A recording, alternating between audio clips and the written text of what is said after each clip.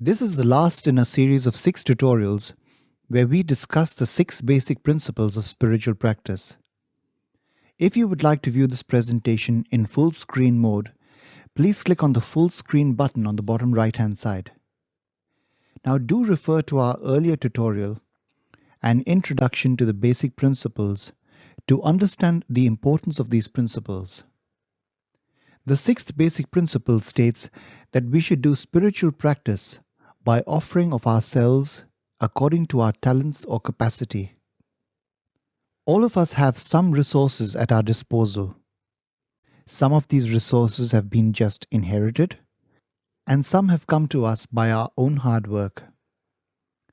In both cases, these resources have been given to us by God.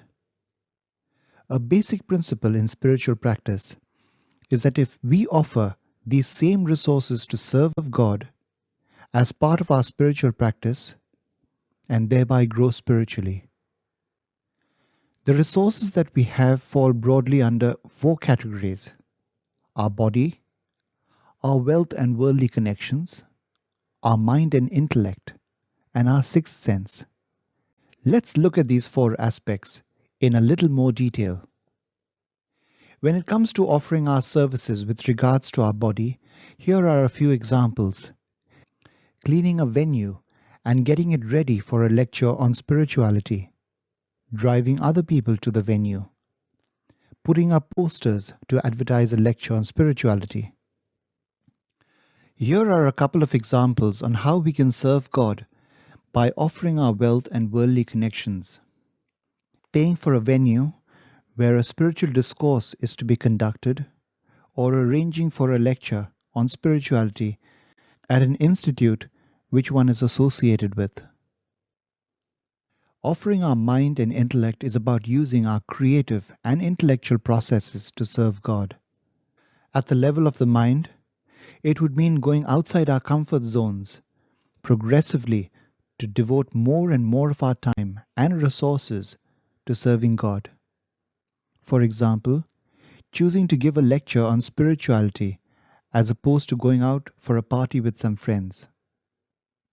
Chanting the name of God for progressively long durations during the day and with increased concentration. With regards to using our intellect to serve God, here are a few examples. Using our intellect to study spirituality, put it into practice, and then tell others about its benefits. Using our writing skills to spread spirituality by writing articles on the subject. Maintaining of records and administration of an event. Practicing spirituality as per one's own intellect in almost all cases leads to stagnation. Just as we listen to teachers in schools and colleges, we need to listen to an authority in spirituality to grow spiritually.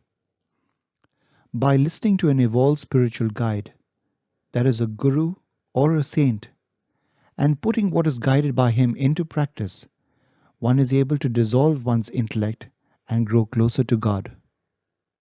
Some of us have been gifted with 6th sense from an early age. This gift is due to spiritual practice from either a previous birth or from this birth. Now the onus is on us to use it only to facilitate spiritual growth in either ourselves or others. From a spiritual perspective, when we use our 6th sense only for worldly benefit, like finding out whether we'll find a life partner or will someone get a job, it's considered a waste. This is because if it were used for a spiritual purpose, it can lead us to attaining our basic spiritual purpose of life, which is God realization. When used in alignment with our spiritual purpose of life, our 6th sense ability is not reduced but enhanced. However, if used for worldly purpose, our 6th sense ability gets used up, and the benefit acquired from its use is relatively short-lived when compared with God realization that is permanent. It is best to use our 6th sense under the guidance of a spiritual master. This is because a person with 6th sense can be easily misled by negative energies masquerading as positive energies. A spiritual master or a guru can accurately guide us as to whether the information received through our sixth sense is correct or incorrect. At the Spiritual Science Research Foundation, seekers with sixth sense use their talent to observe the spiritual dimension and thereby give the world an understanding about this little known universe.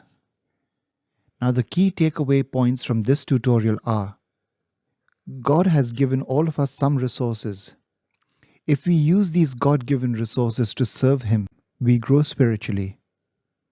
Even if we don't have anything, we do at least have our body. Therefore, we can serve Him through some physical labor used towards the spread of spirituality. By aligning our spiritual practice with all the basic principles of spiritual practice, we can make it more efficient and thereby facilitate our spiritual growth. That's all for this presentation. Thank you for joining us.